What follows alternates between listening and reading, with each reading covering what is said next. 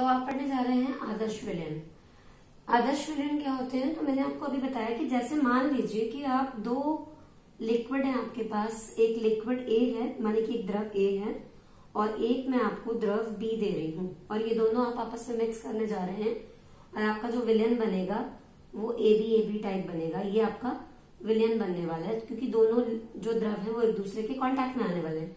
तो याद रखिए कि आदर्श विलयन वो होगा जब कोई भी दो घटक आप आपस में मिलाइए और मिलाने के बाद जो राउल्ट के नियम को पूरी तरीके से फॉलो करें। तो अगर आप देखें कि राउल्ट के नियम को फॉलो करें, इसका क्या मतलब है? तो राउल्ट के नियम को फॉलो करने का मतलब है, जैसे आप एक जनरली इसको समझ लीजिए कि हमने आपको द्रव दिया है ए, तो उसमें केवल ए का एक अणु नहीं है, उसमें ए के बहुत सारे अणु हैं और आपको मालूम है अणुओं के बीच में भी आपस में आकर्षण होता है, तो ये इनके बीच में आकर्षण है, राइट। ऐसे ही हमने आपको एक अलग लिक्विड दे दिया है बी और बी के अणुओं में भी कुछ आकर्षण है और आप देखिए चूंकि अणुओं के बीच में आकर्षण होता है, इन्हें आदर्श तब माना जाएगा जब इन दोनों को मिक्स किया जाए और आपको ए बी टाइप विलयन मिले और उस विलयन में ए और बी के बीच में चूंकि बॉन्ड बनने वाला है और वो जो बॉन्ड है यानी कि कहने का मतलब वो जो इंटरेक्शन है, इंटरेक्शन का मतलब होता है अन्योन्य, मतलब कहने का मतलब आपसी संबंध।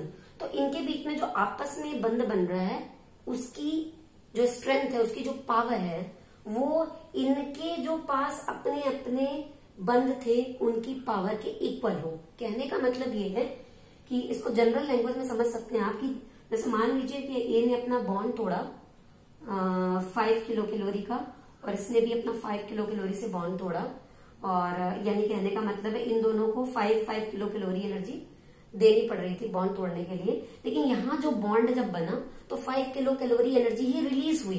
रिलीज इसका मतलब यह हुआ कि अब जब तुम इस बॉन्ड को तोड़ोगे तो इस बॉन्ड को तोड़ने के लिए भी 5 किलो कैलोरी एनर्जी ही जरूरत पड़ेगी। शायद आप बहुत अच्छे से जानते हैं कि जब भी कोई बॉन्ड बनता है तो एनर्जी रिलीज होती है और अगर वो रिलीज होने वाली एनर्जी उतनी ही बॉन्ड को वापस दे दी जाए तो वो बॉन्ड टूट जाता है। मैं आपसे कह रही हूँ कि आदर्श तब है जब दोनों को तोड़ने के लिए इन दोनों के बीच जो अन्योन्य है यानी इन दोनों के बीच में जो इंटरेक्शन है, जो बंध है, उसको तोड़ने के लिए 5 किलो कैलोरी चाहिए, इसको तोड़ने के लिए भी 5 चाहिए और जैसे ये बने 5 किलो कैलोरी निकली, अब वो जो एनर्जी निकली है उसी एनर्जी को अगर आप वापस यहाँ दे दोगे तो ये बंध टूट जाएगा। कहने का मतलब ये हुआ कि इनके बीच में जो इंटरेक्शन होते हैं उनका जो मैग्नीट्यूड होता है, ठीक है, वो यहाँ पर बनने वाले बॉन्ड के मैग्नीट्यूड के बराबर हो। तो ऐसे केस में जो आपका विलयन होगा वो आदर्श माना जाएगा। इसको आप एक जनरल एग्जांपल में ऐसे समझ सकते हैं, जैसे मान लीजिए कि मैं हॉस्टल में अपनी किसी फ्रेंड के साथ रह रही हूँ और जो वार्डन होती हैं जो हॉस्टल की देखरेख करती हैं उन्होंने मेरी उस फ्रेंड को वहां से निकालकर किसी नई लड़की को मेरे साथ शिफ्ट कर दिया है और मुझे उस लड़की को अपने रूम में शिफ्ट कराने में कोई ऑब्जेक्शन ना हो, मेरा उसका बंध बिल्कुल वैसा ही हो जैसा मेरा पहले वाली मेरी दोस्त के साथ था। तो इसका मतलब मेरे लिए ये शब्द बोला जाएगा कि मैं आदर्श हूं, यानी मैंने किसी में कोई भेदभाव नहीं किया, राइट। तो याद रखिए आदर्श वही होते हैं जिनमें, आदर्श विलयन वो विलयन होते हैं जिनमें जो घटकों के बीच पाए जाने वाले बंधों का जो मैग्नीट्यूड होता है विलयन में बने हुए नए बंधों के मैग्नीट्यूड के बराबर होता है, तो उन्हें हम आदर्श विलयन कहते हैं। ऐसे विलयन ही राउल्ट के नियम को फॉलो कर पाएंगे, ठीक है। कहने का मतलब है ए का अपना कुछ वाष्प दाब होगा, बी का अपना कुछ वाष्प दाब होगा, लेकिन जब दोनों से विलयन बना होगा तो भी वाष्प दाब उतना ही रहा होगा, उसमें कोई चेंज नहीं आया, कोई अंतर नहीं आया, तो ये हो जाएगा आदर्श विलयन। अब आदर्श विलयन के लिए सबसे इंपॉर्टेंट बात यह कि ऐसे विलयनों के लिए डेल्टा एच मिक्सिंग की वैल्यू 0 होती है। डेल्टा एच मिक्सिंग की वैल्यू 0 होने का मतलब क्या है? डेल्टा एच जो होता है वो होती है कि जब भी कोई दो चीजें आपस में मिलाई जा रही हैं तो जाहिर सी बात है उनके पहले बंध टूटे होंगे और टूटने के बाद नए बंध बने होंगे, तो यहाँ बंध तोड़ने के लिए एनर्जी दी गई होगी और यहाँ बंध बनने के बाद एनर्जी रिलीज हुई होगी।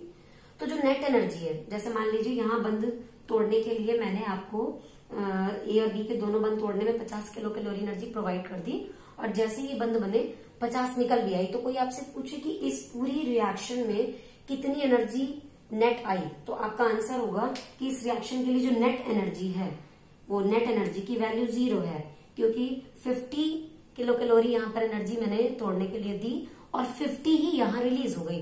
तो याद रखिए, चूंकि आदर्श विलयन में हमने आपको बताया कि जब बंध टूटते हैं उनके लिए जो एनर्जी चाहिए होती है वो ऑटोमेटिकली हमें मिल जाती है, क्योंकि जब वो आपस में पास पास आते हैं बंध बनने से।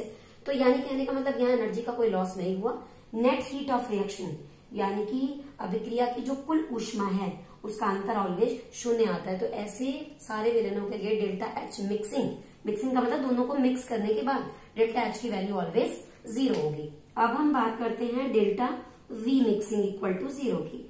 तो आप मुझे खुद बताइए कि अगर मैं इसका 10 ml और इसका 10 ml इनिशियली ले रही हूं तो ये फाइनली 20 ml होगा या 20 ml से कम होगा या 20 ml से ज्यादा होगा। तो मैंने आपको क्या बताया कि जितना वॉल्यूम यानी जितना आयतन इन्होंने घेरा, जितनी दूर दूर ये थे, आज विलयन बनने के बाद आज भी जो बंध की लंबाई है वो उतनी है। यानी कहने का मतलब ये हुआ कि ये लोग उतना ही अपना अपना वॉल्यूम ऑक्युपाई कर रहे हैं। इन्होंने ना तो ऐसा हुआ कि मिक्स करने के बाद एक दूसरे से दूर गए, ऐसा नहीं कि बंध कमजोर हो गया हो।